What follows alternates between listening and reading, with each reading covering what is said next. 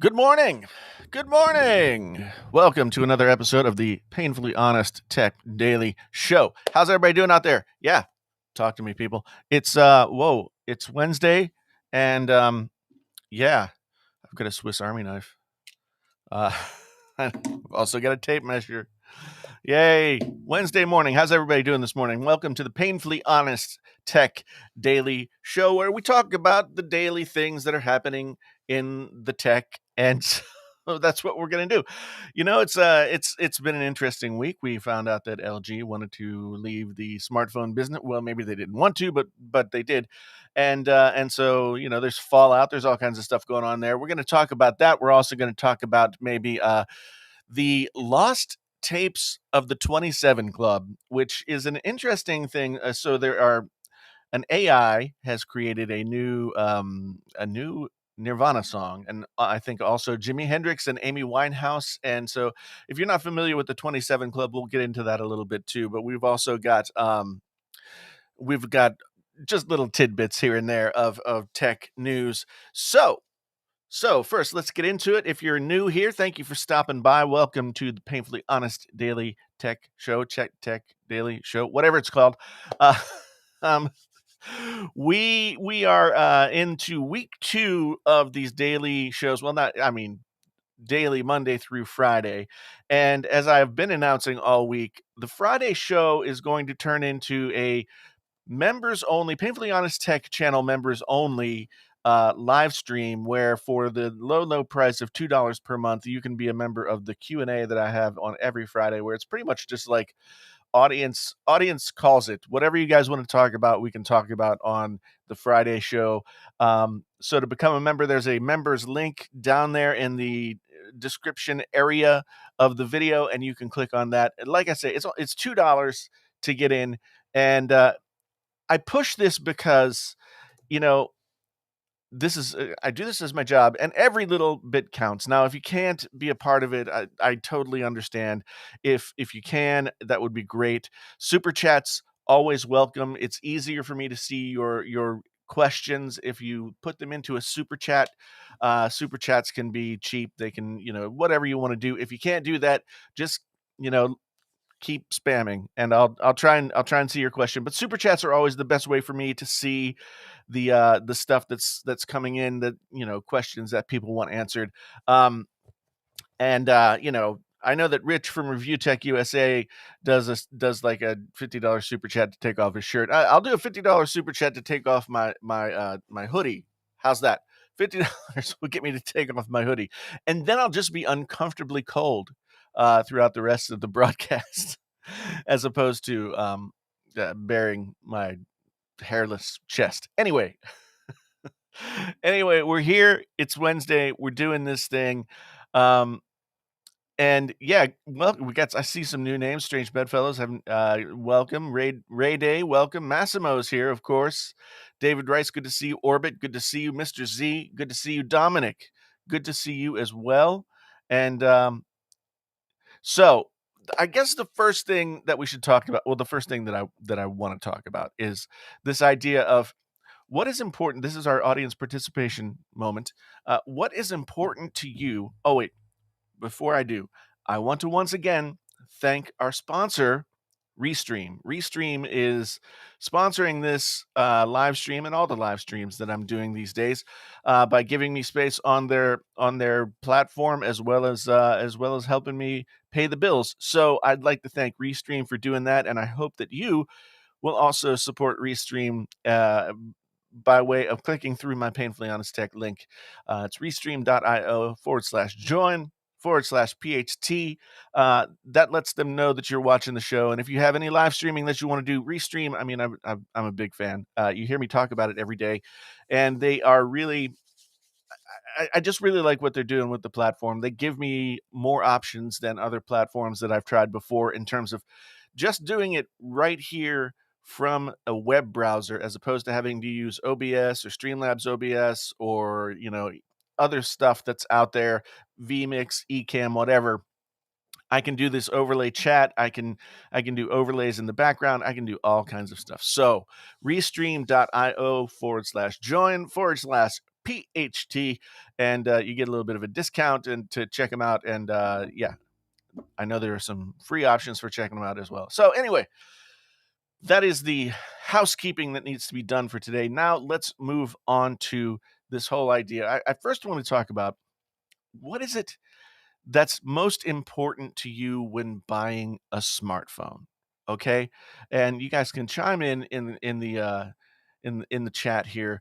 But it used to be that there was like a top five, like build quality, screen, uh, software, as well as battery life and camera.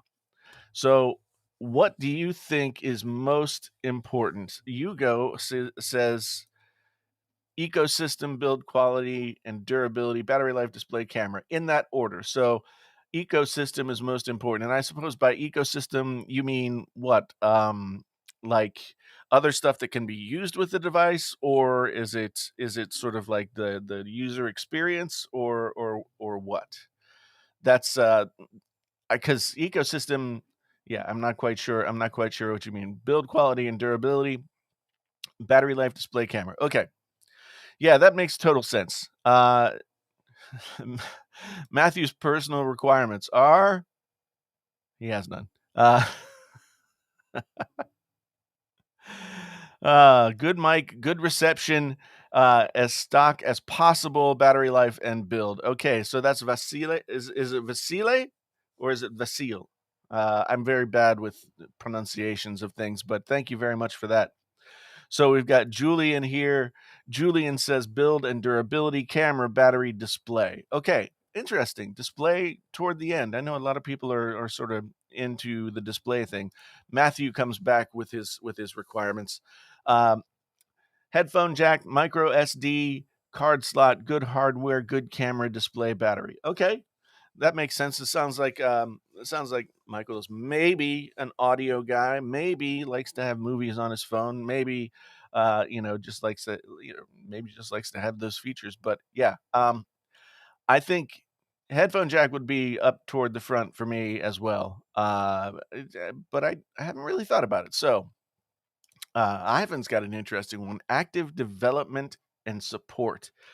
That's one that's becoming a big hot topic these days because especially with LG stepping out of the game, we're sort of in this situation where we wonder if LG how long is LG going to support the phones that they have out there. And I did see an article that mentioned that LG plans to support some phones with upgrades to Android 12. Now, I don't know how much I believe that, but they did say that. So I just saw that this morning. I thought I'd let you guys know.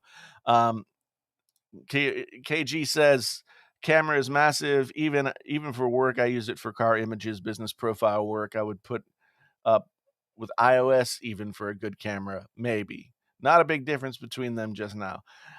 Camera wise, yeah, I mean, I think that probably Apple and Google have the two best cameras in the game, and Samsung is a very close third at this point. They've improved their cameras quite a bit with the S21 line, and I haven't really put the S21 through the paces with the new software update that came just a few days ago, but they are definitely in the running for best camera. Let's see. We've got Yims 90s 4x4 says build quality, software, camera, battery life. Cool. Um, and Elijah's right. LG's support has always been somewhat unreliable. Their support of their phones has not been great. And that's part of the problem. That's part of the reason why they have disappeared or from the game. So Hugo elaborates on ecosystem for us. Available apps, integrations, connectivity with other devices, long-term updates, support OS and security. Also, yeah, you're right. UX consistency, user experience consistency is also important. So it sounds like Hugo likes the iPhone because the iPhone is all those things. Not to say that others don't do some of those things well, but that's sort of the bailiwick of the iPhone. The iPhone has all of those things in play. Um, so yeah, I mean, for me, I guess, geez, for me, I would say that the user experience is probably number one. Build quality, well, build quality and user experience, I could go number one, number two. Battery life, number three. Camera, number four. And I would say that number five would still be headphone jack. But I mean, I have to drop it down the list because there's just not that many not that many not that many headphone jacks out there. Now, as we talked about yesterday, I got really excited about this Asus ROG phone, and the fact that it has the same DAC and amp system that the quad DAC had in the V series and G series phones from LG. So I am very tempted to get an Asus ROG phone. I haven't looked. How much does an Asus ROG phone cost? Is it like prohibitively stupid expensive, or is it like somewhat reasonably cost effective? I'm not sure. Does anybody know off the top of their head, or can somebody like Google real quick and see how much the ROG phone is? Because I do want to have something that's newer that has a nice headphone jack in it, and I've been intrigued by the ROG phone for a while. So, um, we'll see. We'll see. Let's see. So Dominic H says camera jack, Qi, IR, NFC, Bluetooth, removable battery, QHD, WQHD screen, and no notch. So I'm gonna guess Sony. Sony. Uh, for you. Um, 2,000 American dollars? That can't be right. That can't be right. 2,000 American. Oh, Danny's here from Toronto. Good morning, Danny. Good to see you. Um, Skychunk says, I'd say build quality wouldn't matter as much to most because everyone slaps a rubber plastic case on anyway, but that would just be me. I understand what you're saying, but there's still like, I usually have a case on my phone. Um, but there is something about to me, build quality is like a nice sort of like, it's the heftiness, the this kind of like, see, you can't, it sounds solid. That to me, as well as the materials, stainless steel or nice aluminum, plus the glass on these phones these days is becoming really impressive. Although I gave my daughter the iPhone 12 Pro that I had for review, and and I said, you got to take care of it, got to keep the case on, et cetera, et cetera. Um, the screen got cracked underneath the screen protector, which usually doesn't happen, and uh, it got a little weird. She got stuff on it, so she like washed it off, and it got a little weird, and then it dried out. But now I can't get the SD card tray back in, which is upsetting. So yeah, I was really impressed with the iPhone glass until I gave it to a teenager just to. And now I see. Oh, blessings of Trinidad, Tobago. I don't, tomato. Sorry, man. I don't know what the proper pronunciation is, but thank you for being here. 800 to 900 USD, and then there's an ultimate model. So there's an ultimate model of the ROG phone at 1,500 US dollars. Jeez, that's pretty pricey for a phone. he says, stating the obvious. Yeah. So yeah, gotta use the trackball. Sometimes Fat Produce. Sometimes I use the trackball. Sometimes I use the Magic Trackpad. I like the Magic Trackpad because of the like if you're working on a timeline, you can just like swipe back and forth and move that way. I like that. Um, I've seen some people put together a setup where it's like trackball here and Magic Trackpad on the other side of the keyboard. But I've got this. Well, I've got this. Right now, it's the Logitech Craft keyboard, which I love. The Logitech Craft keyboard, I've had it for at least 2 years now, maybe more than that at this point, and it has held up so well. And the typing experience is so nice. And yeah, it's just such a good keyboard, but it's too big. And so when you have a bunch of things on your desk, like for me, I'm one of those people that if the G is not lined up with my belly button, I can't type. Is that a weird thing, or is that like, because that's like the way you're supposed to set it up, right? Anyway, so yeah, I need to get a smaller format keyboard that like at least still has the page and arrow keys and stuff like that. But I digress. I digress. Um, Yeah, KG says the ROG thing is a beast. Wonder if the camera can hold its own. I don't know. That's a good question, and I don't know because I've never tried how hard it is to put the Google API on. So Steven says watch the Dave 2D version reviewing the OnePlus 9 and he wasn't impressed. I mean, is that really a surprise? So I saw a friend of mine was asking, Technically T, if you don't watch his channel, he does a lot of really great videos, was asking why does everybody hate the OnePlus 9 phone? And I mean, it's not that I hate it. It's just that it doesn't offer me anything that really makes that much of a difference, I guess, is is how I feel about it. Um, so yeah, I just can't see paying that money for that phone. It's the dollars to donuts sort of value proposition of OnePlus is gone. Uh, I haven't seen Flossie's video either of the OnePlus phone, but or is this about the ROG phone? I'll watch. I'll watch. I haven't watched Flossie in a little bit, so I have to watch some more Floss. Yeah. Um, now we can transition. Thank you to Tony to the RIP LG, which we've been talking about all week. All week we've been talking about the exit, the exodus from the whole space with LG. And now people, now we've got this. LG, we've got a we've we've got a petition, okay? Someone has put up a petition. Who put it up?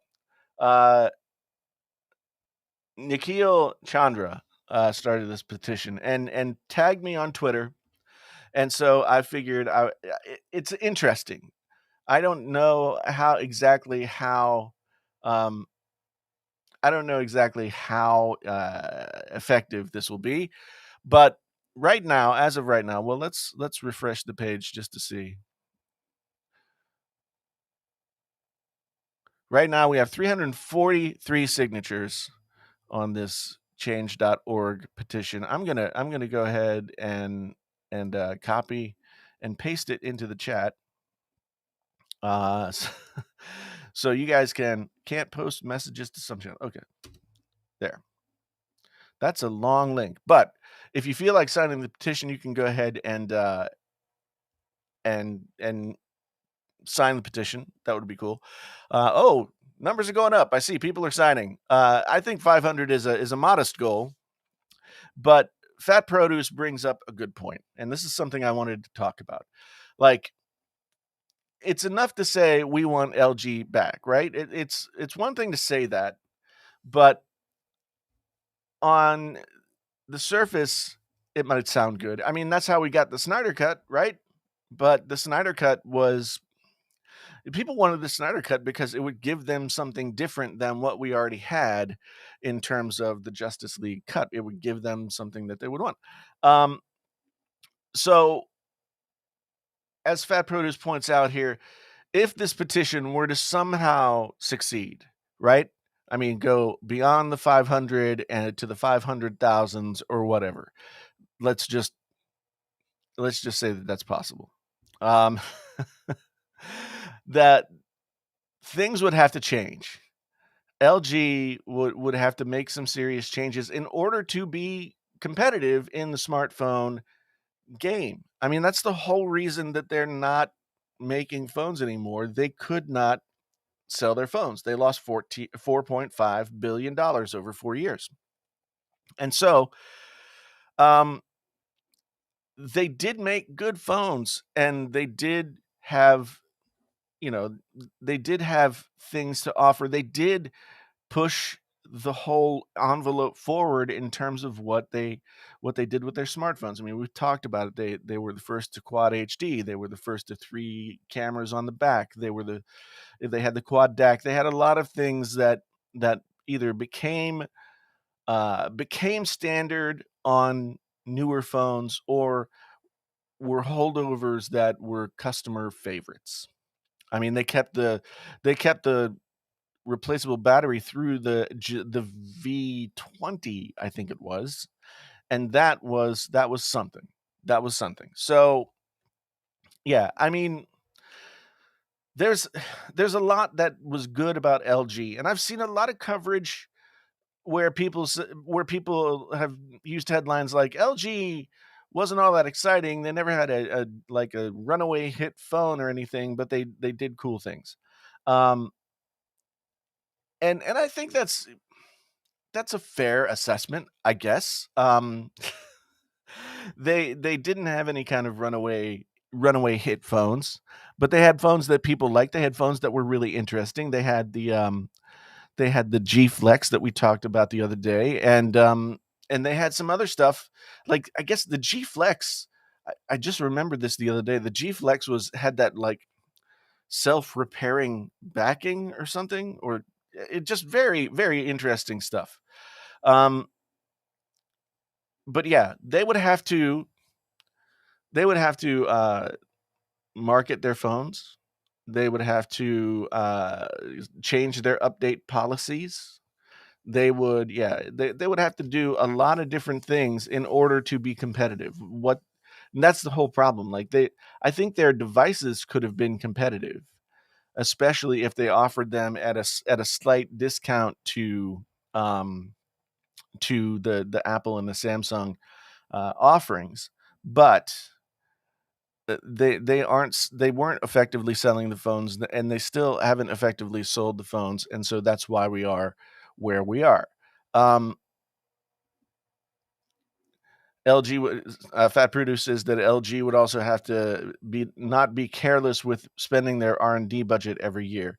Um, and I'm assuming that you mean something like, with the gesture stuff and all that kind of stuff. Like, they would, like, if LG just made a solid phone. Somebody said this the other day, and I can't remember who it was or where the conversation was happening, but somebody said that if LG made a stock Android phone with maybe a couple of LG bells and whistles, the headphone jack, a really good camera, and they charged $600, that it would be a very popular phone. And I think that would probably be a good way for them to go.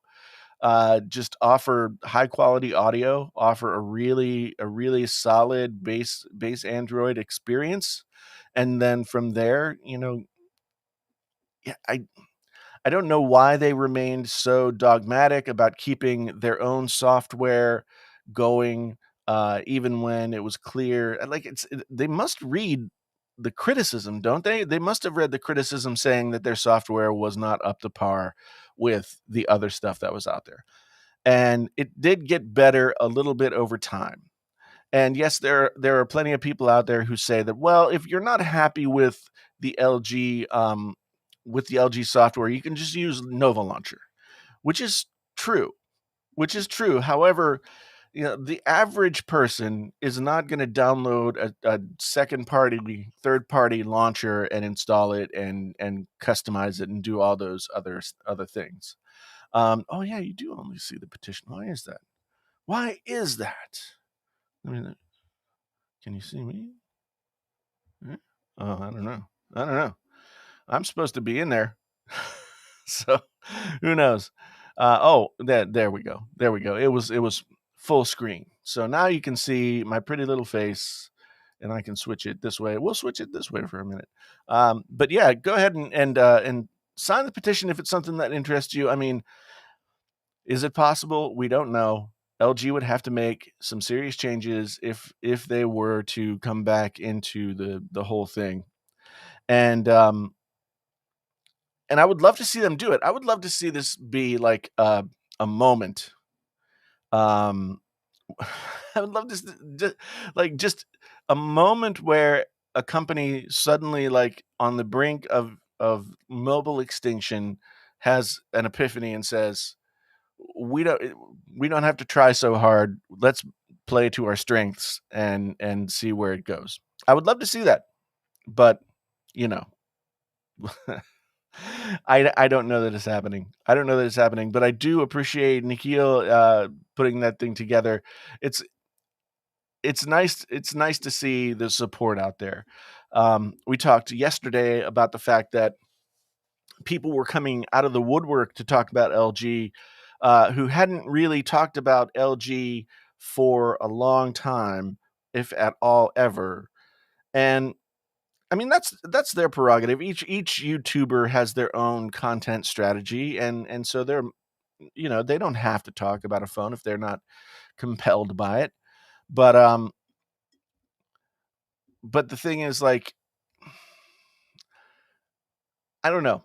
I just feel like at some point, like, it behooves LG to make their own changes. So wait, somebody's talking about mirror glasses.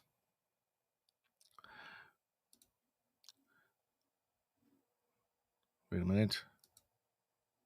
What is this? We can see your pretty little red glasses. Oh, thank you. Thank you. I just did this sponsored video. Now I don't do many sponsored videos, and when I do sponsored videos, I don't do reviews, but I've had a couple offered to me that I thought were kind of cool and kind of different. So I just filmed the sponsored video yesterday for this thing called IQ. It's a company called IQ. They had this vision testing thing. Hold on.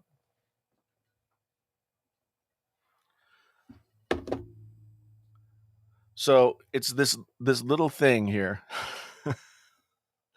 um, and it goes on your phone like so, and you strap it on your phone, and then you do like you would do at the eye doctor. You put your eye up there and you line the things up with the little buttons, and it yeah, and it gives you your prescription. So I did that video yesterday.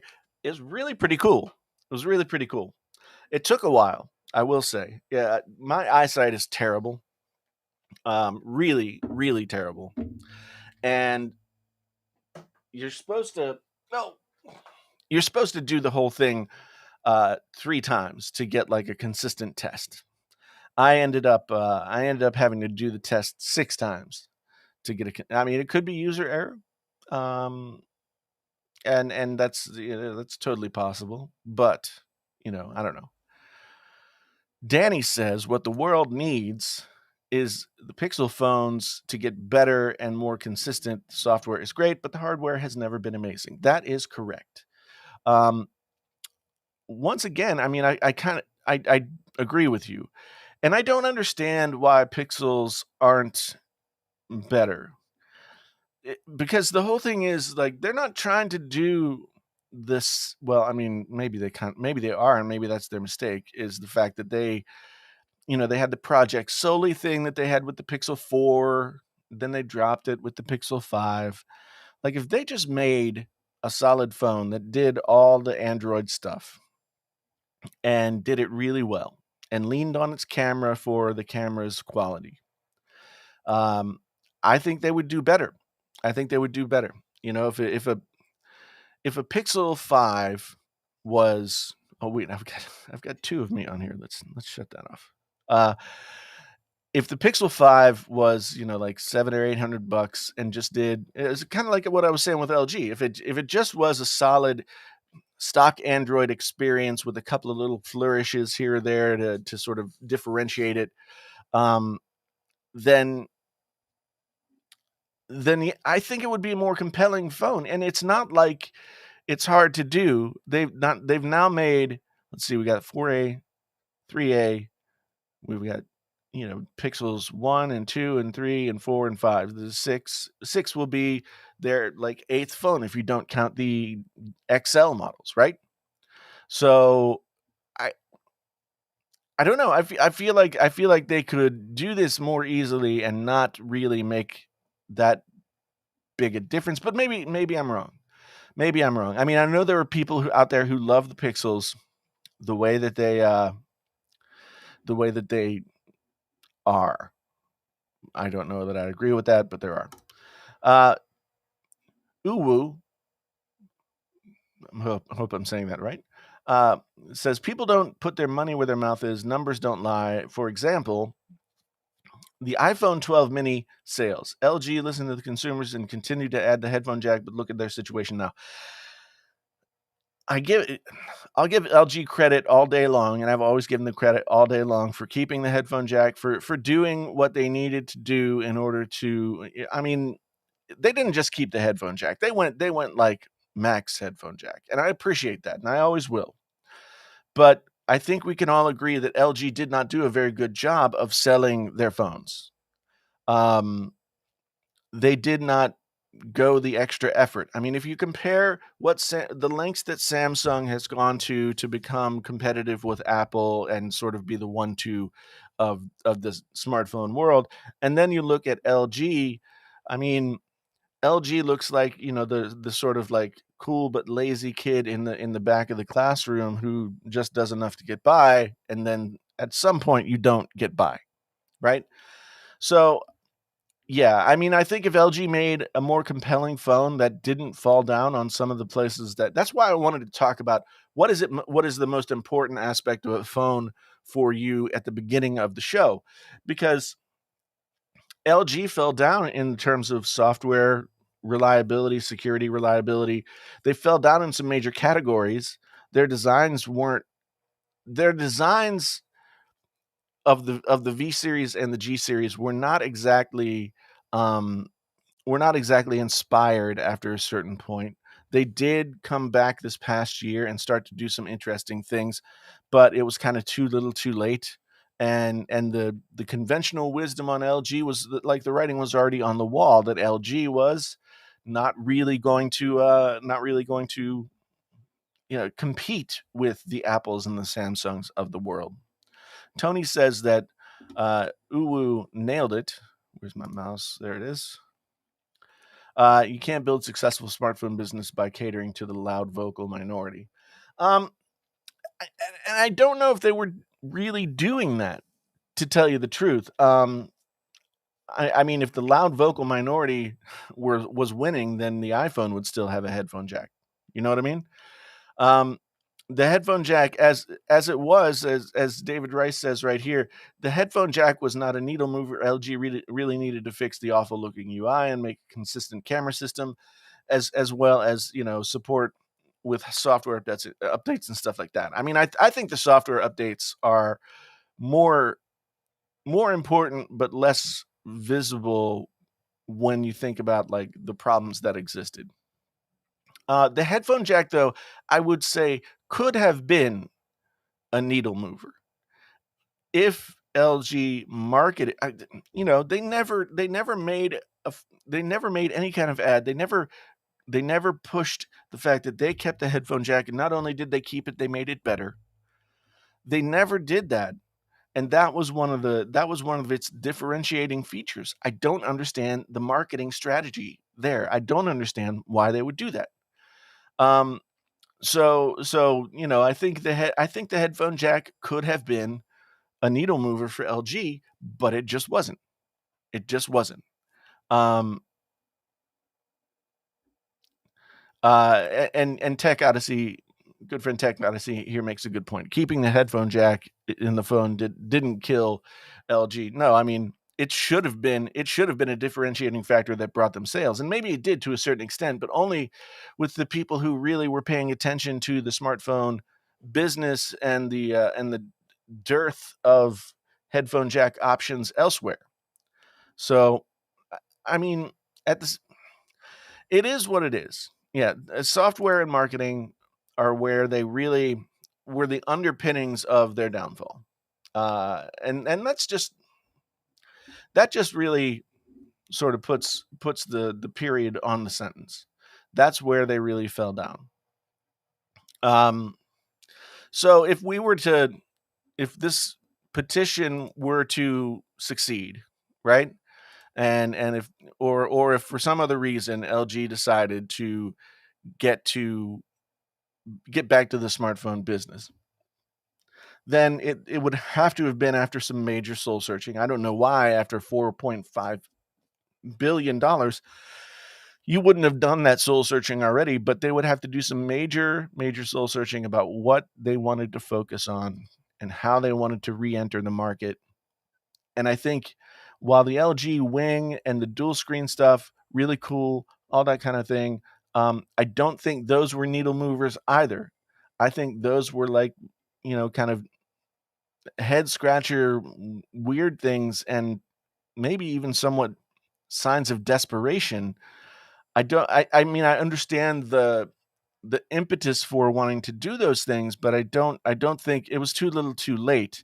They didn't have enough of a base consumer buying group to say like, oh, they're doing something different, we'll try it. Like, you know think about in comparison to the Samsung Galaxy Fold 1, people like people were willing to go to the mattresses defending the Galaxy Fold even after it had been released to reviewers and failed spectacularly and all this other stuff. Um, and people were, they were so loyal to Samsung, they had not used the phone, but they were willing to go to the mattresses to defend Samsung and the Fold and everything else. And LG was never able to build that kind of really fervent fan base that was going to defend them against all the slings and arrows that were going to come at them for one thing or the other. So when they decide to do something different, nobody really cared. Nobody really cared. Um, And Tech Odyssey points out too that LG is more known for the boot loop issues than any of the good work they did in the last 5 years, which is sad because they made some good phones. That is 100% true, and that is another failing of their marketing and PR department. Their marketing and PR efforts should have been able to um, reassure the buying customers that that stuff was behind them, and that they were offering more manufacturer warranty and all that kind of stuff. But they didn't do what Samsung did. They didn't get out in front of the people and say, "We recognize this is a big problem, and we have realized the source of the issue. It won't happen again." And just to show you how much we are confident in our product, we are going to double our manufacturer warranty for for all of our phones from this point forward. So you can be assured that for 2 years Samsung is going to back their products. They never stood in front of a podium or released a press release even that said that. They just so if you don't send out the message, no one's going to get it. Um,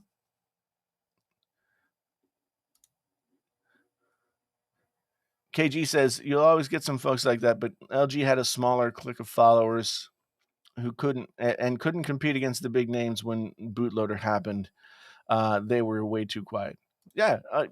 Well, I mean, at that point, I don't think that on the Android side, I don't think that the foundation had settled. I don't think the cement was dry on who was going to come out on top when it came to the top two or three Android phones. And LG was right there. I mean, we're talking like 2015 or so, and there was still enough play in the system for LG to be one of the bigger players in the market and to challenge Samsung. But the problem was they didn't do the things that Samsung did. I don't think that they had to. I don't think that they had to go the Samsung route of like copying Apple's intellectual property to the point of getting sued and that kind of thing in order to be successful. They were already successful with what they were doing. They seemed to have a really good R&D department that was putting out phones that were interesting to people, and they were gaining momentum. Like even like G3, G4, people were really, talking about LG phones for the first time in a long time, and then the boot loop stuff started to happen, and LG became a second tier manufacturer basically, which is, I mean, that's just the way it is. Um, and they could have done so much more, and they didn't. And some people say they weren't committed to the smartphone market. Some people, but the thing is, like, I don't know. I mean, I don't run a multinational corporation that sells like consumer electronics across nearly every category. But I think if you're going to invest the kind of money, time, and effort that LG has invested in smartphones, then you got to be somewhat serious about it. I don't know what their leadership structure is. I don't know what their corporate culture is. I don't know any of those kinds of things. But it seems to me somewhere along the way that kind of fell down, right? It kind of didn't. It somewhere along the way there wasn't somebody who said, it's the PR, it's the advertising, it's the marketing. We're not doing that. That's why we're not gaining any ground. And now it's more emergent because we had this issue. We have to get out there. We have to communicate with the people and sell our phones. People will buy an LG OLED TV because an LG OLED TV is, I mean, there's not really that much that compares to it. It sells itself. You go into Best Buy, you look at it, and you're like, oh. Then you look at the price, and you're like, oh. But then you look back, and you're like, oh. And you pay the money, right? You pay the money. And so they haven't had to really sell their stuff in the way that you need to sell when you're in something like the smartphone market. Skychunk with an interesting question: who is next? Which smartphone company will die next? That is a very good question. Um, and wow, I don't know. I don't know. I I'm nervous for Google, honestly. Even though I think that Google has done better the past couple of years, I'm nervous for Google. Motorola is already out of the flagship business. As far as I know, I think they ran through a few iterations of the Z line, and and then they quit now. So I don't know. Again, like, Google makes me nervous just because Google doesn't have a lot of stick to itiveness when it comes to their different products. And while they might stop selling flagship phones and only sell mid tiers like the A series, I don't know. Um, and Danny brings up a good point here too. Like, I can't believe LG sells more laptops than mobile phones, so I wonder if that's next. That's a good question. I don't. The laptop market is weird. The laptop market is weird because before it was like, you could buy some of the top tier laptops. All of them had gimmicks, and then you know they either flipped around 1,000 different ways, or they had pens in them, or they had all of the above, or something like that. But now gaming laptops, I feel like have overtaken the quote unquote like business style laptop. So I don't know what's going to go on there. I don't even know if LG has a business laptop or a gaming laptop uh, brand. Like, if they have a brand for that, because I know Dell has obviously Alienware, but Dell also makes their own gaming laptops. So there's a lot of play there. Um, I want to find this LG V70 leak real quick.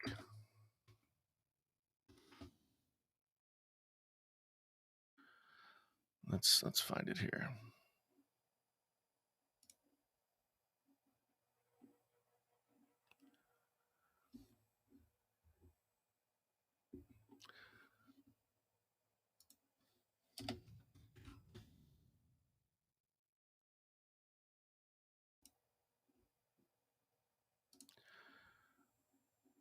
Okay, so here we have Android headlines. Let's make this a little bit bigger. LG V70 flagship leaks to show us what we're missing. Um, it's a nice looking phone.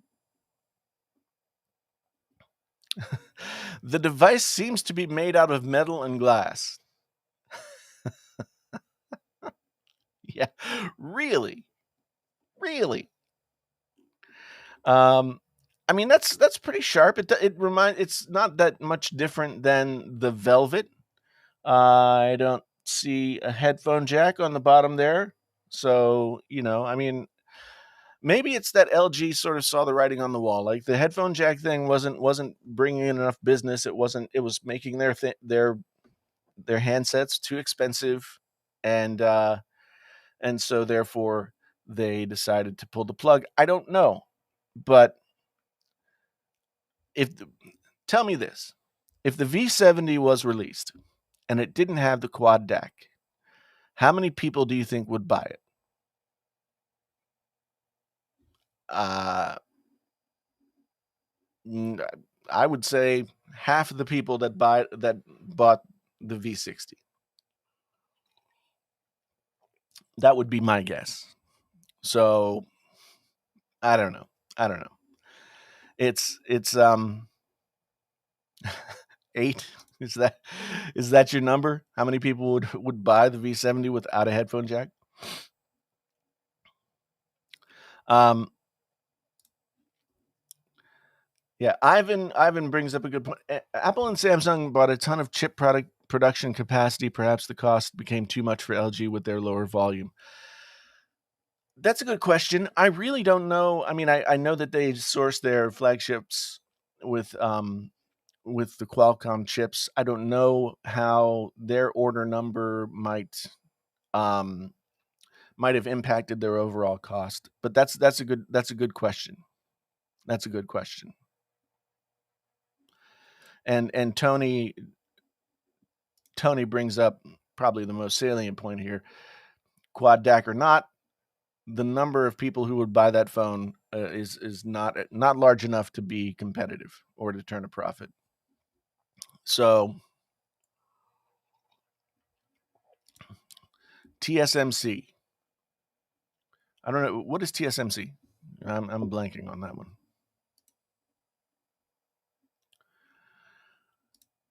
J Rod says, I hope LG is somehow paying attention and watching how much people miss them already. The thing is, yeah, people are bummed out about LG uh, leaving the space now. But the next time a smartphone releases, nobody's going to be talking about LG, and it'll all be over with. Um, right now, there's not much else to talk about. This is the smartphone news of this week. LG is the Taiwan semiconductor manufacturer. Okay, yeah, I know what you're saying. I understand you now. So yeah, I wonder though if this is a combination of poor sales plus COVID plus a lot of different other things that have affected the technology industry in the past like 12 to 18 months. Um, and if how that impacted LG in terms of what they were doing with their smartphones. It could be that was one of the major deciding factors. We may never know. I don't know. Um, Deepak says audio enthusiasts are a niche. A multinational company cannot just make niche phones in this social network and selfie world. The thing is, like, if the only thing that was good about an LG phone was the headphone jack, I might agree with you. But LG innovated in the camera space. They innovated, I mean, like, they did a lot of different things in the camera space that hadn't been done before and now are being done by other companies that are being successful. So I think that they could have leveraged the audio enthusiast niche harder, and that might have garnered them a more rabid following among because LG doesn't have a rabid following among any subset of smartphone buyers. They should have, but they don't. They have they I mean like I think it was Engadget maybe that had the headline that said, they never made like a super hit phone. They never had any big sellers or anything like that, but they always were interesting. They always made good phones. And I guess that's true. Um so the strangest bedfellow says LG was the good kind of innovator. Apple in some ways is the bad kind of innovator. Well, I mean, in some ways, like, people people say Apple is never first, right? And that's true and not true. I mean, was Apple the first smartwatch manufacturer? No. Um, but did they make the okay, even if we don't say better, the most successful smartwatch? Yes. They weren't the first smartphone, but they were the most successful smartphone. Apple's success often comes from their ability to look at what the potential is in something and see how to maximize that potential. I think that Apple relies on not just the technology, but the style and the integration into people's lifestyles. And that's what makes Apple more successful at stuff. So, I mean, if it's a combination of features and technology as well as aesthetic, maybe that's the different kind of innovation that Apple does. Um, LG was willing to take risks for some reason to me. Like, LG was willing to take risks and do new things with their phones, but they weren't, for whatever reason, willing um, to push it any further. And I don't understand that. Uh, Drummer Boy says MKBHD really narrowed down LG's first, and it blows my mind how much LG started something and others took it and became more successful. Yeah, it's absolutely true. I haven't seen his video yet. I do want to watch it later on today, but it's true. I mean, if you go back and you make a list of everything that LG did first in a smartphone, it's a long list, and it's sort of surprising. I don't think people ever understood that or gave them credit for it or anything like that. But you've got to follow through. You can't.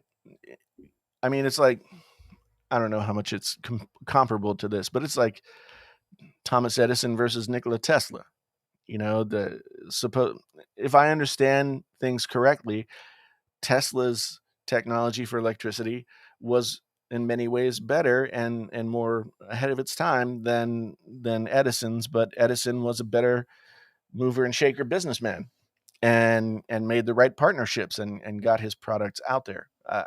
Again, that's probably a gross misrepresentation of the history, but it's something that happens. LG wasn't good at following through with letting their potential customers know that they had all this stuff. And maybe it's just that, like, they put stuff out there, and like Apple does with a lot of other technologies, other companies took what LG had done and made it a little bit better enough that it's it and sold it better. Who knows? Petition just hit 400 signatures. All right, well, let's go. Let's get them to 500. We got 109 people in here. If you haven't signed the petition yet, let's at least get them to 500 and some kind of like fighting chance. Where'd my petition go? I feel like I went off the petition page and now I don't know where it went. Yeah, okay. Let me get that link for the petition one more time.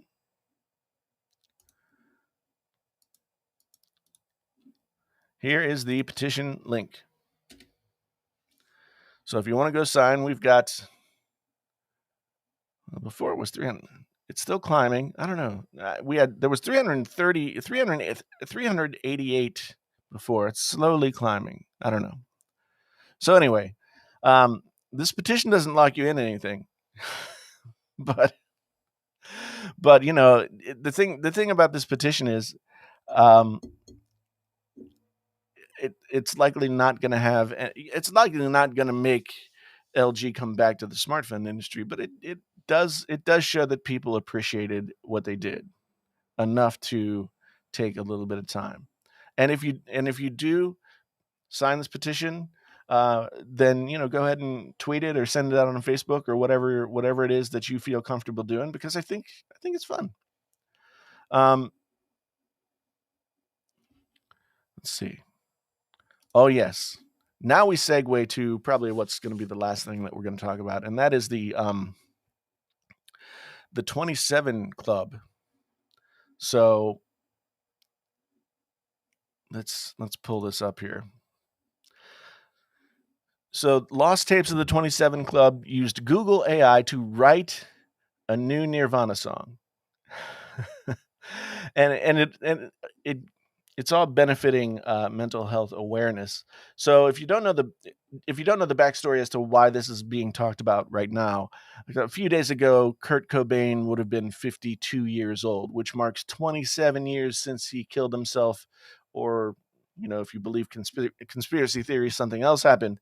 And of course, he was 27 when he passed away. And if you're not familiar with the 27 Club, the 27 Club is like a sort of a club that, it's not really a club, but there are many artists who have died at the age of 27. Jim Morrison, Jimi Hendrix, Janis Joplin, Kurt Cobain, Amy Winehouse.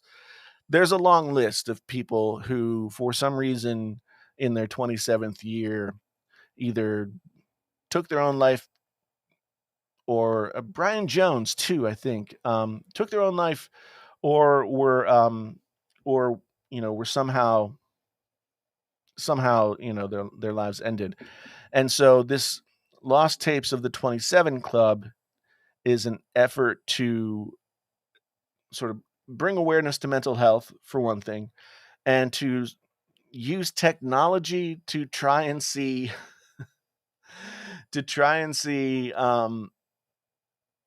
if they could create songs by these people with technology. So they used two different AIs. One was Google's AI. What was the other one?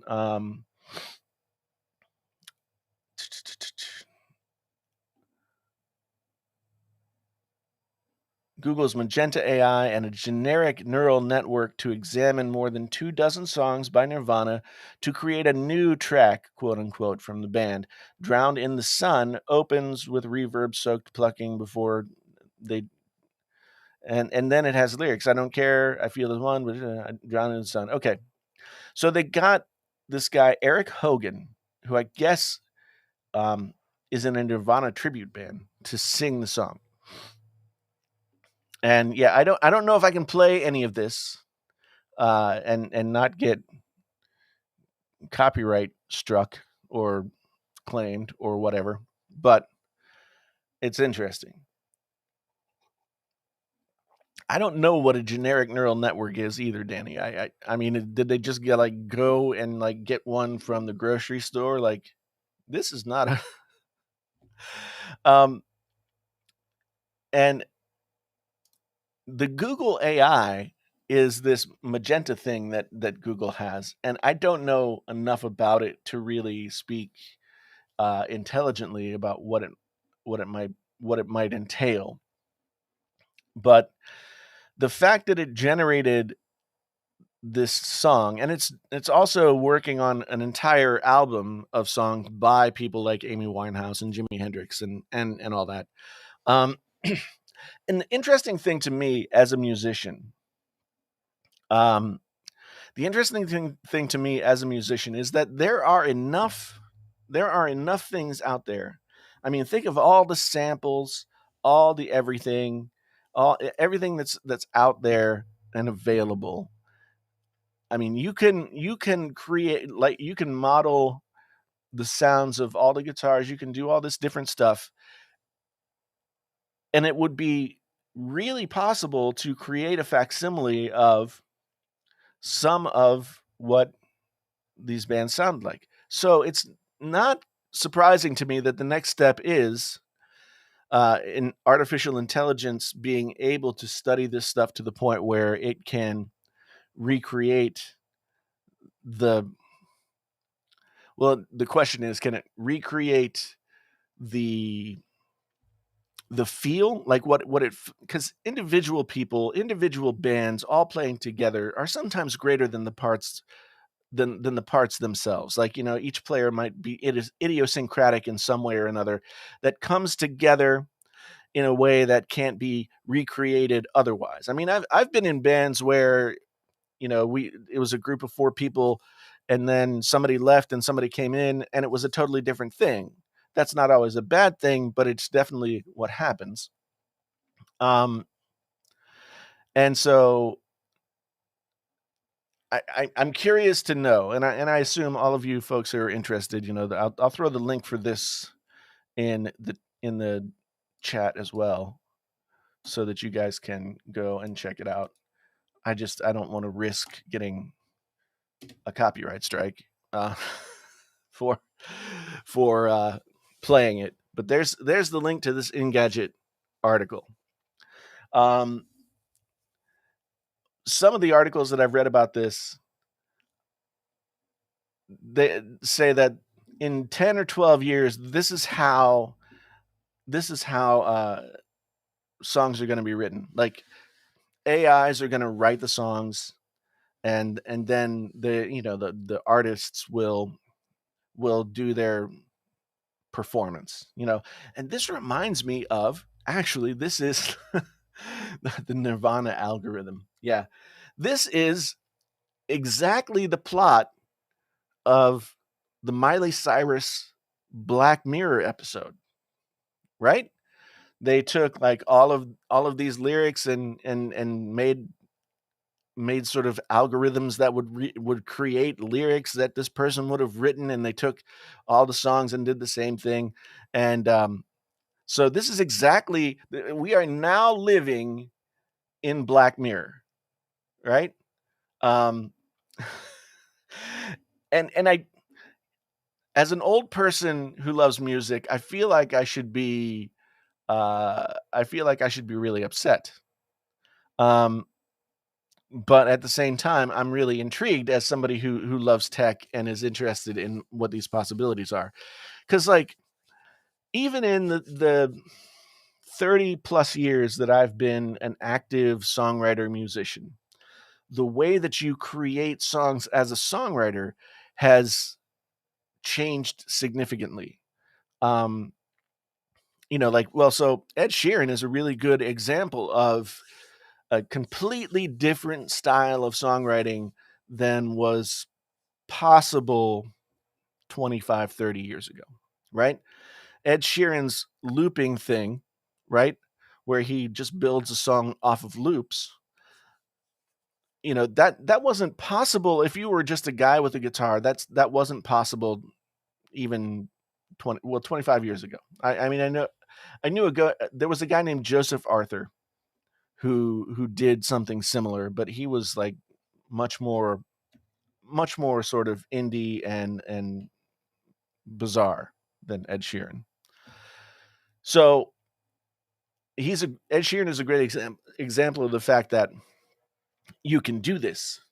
And now, I mean, there's so much power inside of just even the most basic Mac that you could put together this stuff. So I'm intrigued. And Danny says he just did a quick listen and it actually deserves more listening. Okay, fair enough. Fair enough. Um, Michael says, I did my graduate work in AI related music composition. It gets complex and unworkable very fast, hard to algorithm the creative mental process. That's interesting. That's interesting because my experience the with the creative process as I think about songwriting, right, is that oftentimes you start out with the kernel of an idea and you document that idea, and then that idea metastasizes in your brain, and you come back to it and you can expand it, and then you expose it to other sources like other players or something like that, and then it shapes itself, right? And so I wonder, but at a certain point, as a creative person, you can start to make the calls as to like when it's done, quote unquote. And I wonder, Michael, you could certainly speak to this more than I wonder if there's something to the fact that maybe the algorithm doesn't know how to push those brakes and start to make choices it's because the possibilities are somewhat infinite. Um, yeah, that to me feels like it might be part of it. Um, Bushin asks, some people. Wait, you had a different question here. Um, so here's my thing: if technology had the absolute way to recreate my dead mom down to memory, I'd still say no. We can't replace soul. Okay, okay, and music is soul.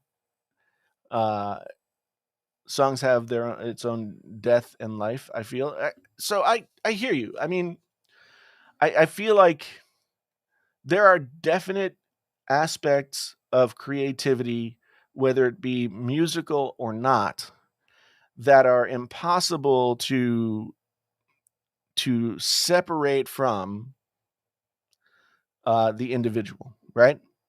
I always point to, I don't know if you guys are fans of the band, but I always point to a moment in the band's live show, the last waltz, and there's this moment where Levi Helm Levon Helm is singing up on Cripple Creek, and he does a turnaround into the chorus, going into the last verse or so of the song, and the way that he rips it out vocally just like raises the hair on the back of my neck, and that is the thing that can't be quantified. I don't think an algorithm could recreate that.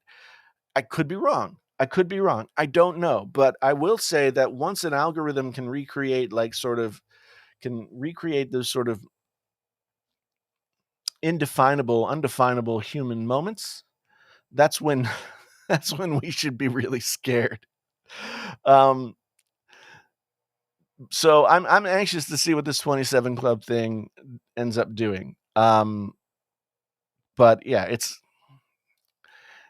from a technological standpoint, it's very interesting. From an artistic standpoint, I'm skeptical and somewhat afraid, because the one thing that makes me worried is that it's already difficult for people who have the gift, whatever it is, to be heard through the noise, to be successful in a very commercial marketplace. And it's a lot easier for people who might not have all of the tools, but can have enough of them, including like good looks or a good voice or something like that, to be able to rise to the top. And I would hate for 20 years from now all of our music being created by AIs, and just like I don't know. I don't know. Maybe it's something new. Maybe it's something. um, Pretty sure all pop tunes can be generalized into a 128 word thesaurus. Maybe. Um, there is a formula.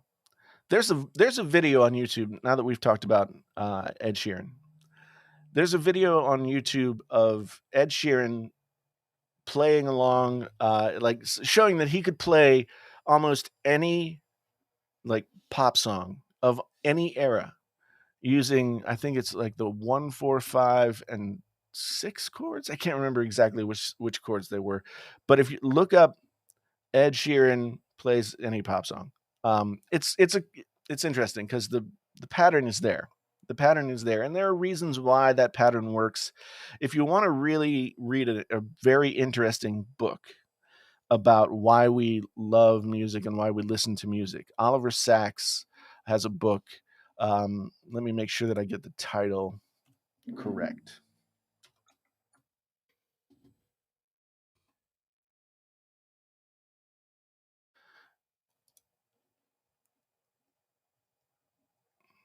Okay. Going to Amazon. Yes. Musicophilia is one of them. So music in the brain. And I feel like there's another one that I read and taught as well. But there's a book called This Is Your Brain on Music. And I don't know, all of it's really fascinating because so much of what we get into and what we like about music is the patterns are hardwired into our head, right? Um, and the thing is, like, it's archetypal. Like, these things have been passed down, and so and there are proven emotional responses that certain chord progressions evoke. It's all very interesting. And I could go on about this forever, but once again, we're past an hour, and I've been swearing that I'm going to stay close to an hour so that we can come back and have things to talk about tomorrow. So I'm going to be done once again. You guys, thank you so much for showing up and being here. I really do appreciate it. Again, if you've got streaming needs, if you're interested in streaming and you want to do it easy and you want to do it to like 30 different platforms, Restream, I can't state to you guys more how much it means to me that a company has invested in the stuff that I'm doing and really giving me the opportunity to kind of try out different things on YouTube. This Is Your Brain on Music. Yes, that's the one that I was thinking of.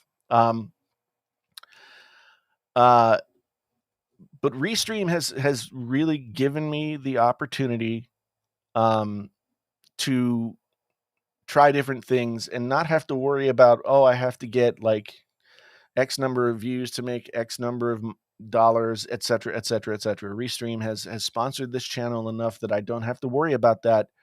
And so I want to show them my appreciation by hopefully sending some of you your way.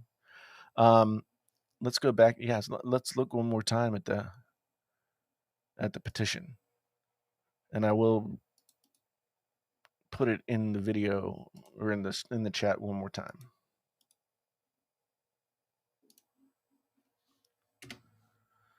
All right, so there's the link. Let me refresh because it doesn't seem to refresh on its own.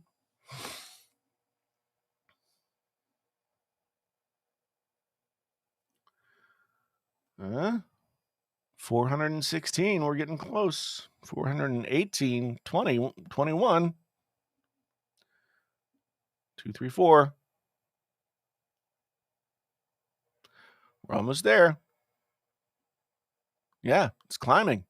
It's climbing. We've got 70 people still in there. You guys could easily get it over the top. Oh, did I give you the Engadget link? Sorry.